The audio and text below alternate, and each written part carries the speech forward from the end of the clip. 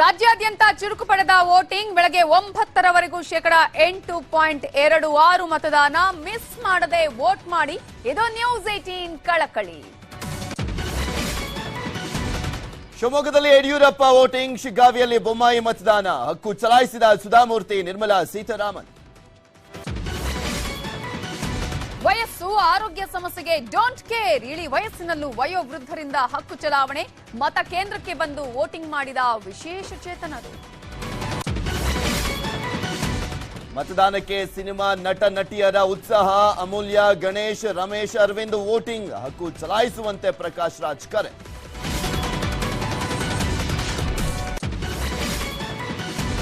ಕ್ಯೂನಲ್ಲಿ ನಿಲ್ಲದೆ ಮತ ಹಾಕಲು ಹೋದ ಎಂ ಕೃಷ್ಣಪ್ಪ, ಮತದಾರರಿಂದ ಫುಲ್ ಕ್ಲಾಸ್, ಕೊನೆಗೆ ಕ್ಷಮೆ ಕೇಳಿದ ಬೆಂಗಳೂರು ದಕ್ಷಿಣ ಕ್ಷೇತ್ರದ ಬಿಜೆಪಿ ಅಭ್ಯರ್ಥಿ.